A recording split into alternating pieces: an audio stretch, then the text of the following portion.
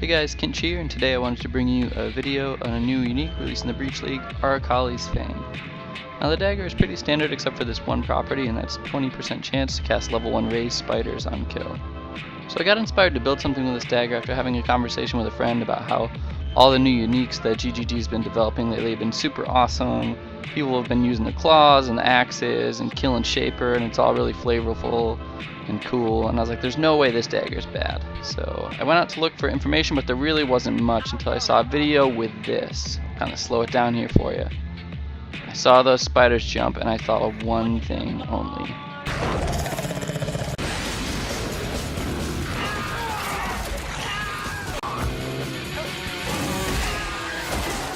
Unfortunately, the initial results looked a little something like this. But I kept testing and I did find some interesting interactions that are worth noting. So let's start with the spawning of the spiders. You can only ever have a maximum of 18 spiders at one time. This limit does not seem to be increased by dual wielding the dagger. It just seems to split the amount of spiders you have between the two daggers equipped when that happens. When I was only using one of the daggers, I didn't notice any increase or really decrease in the amount of spiders that were spawning and that I was maintaining at any time. I think this is due to the item having some type of internal cooldown type system or count system to make sure that you're not getting crazy amounts of spiders. Basically, I think GGG knows they don't want 50 things or instances of damage happening at once anymore from minions, and they're trying to limit that server load, so they're going to be on anything in the future they create with things like this are always kind of going to probably try to soft cap so that it doesn't get too crazy for their servers.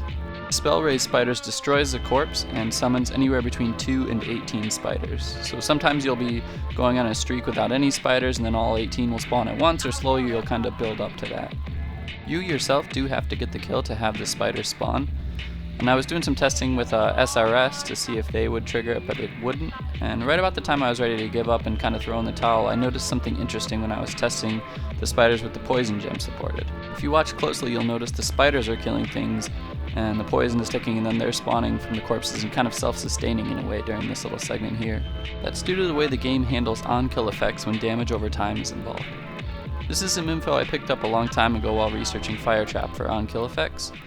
For example, if a fire trap triggers and the burning ground kills an enemy, you get credit for the kill because the thing that caused the damage, the fire trap, is no longer around. I'll be honest, I'm not exactly sure how this works with the spiders, as the screen gets hectic and it can be hard to test.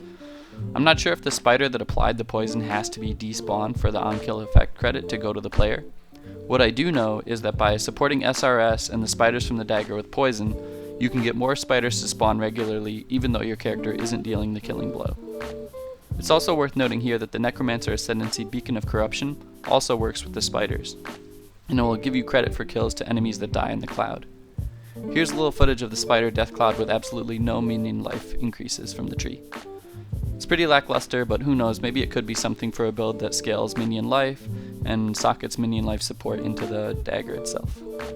The spiders are supported by any gems socketed in the dagger itself. First, let's start off with what doesn't work just to make things easier.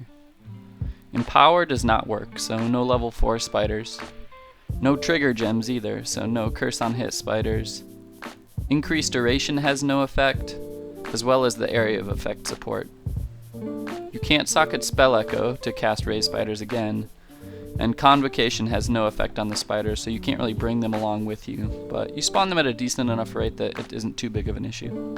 Pretty much everything else works, so I'll just mention a few of the notables.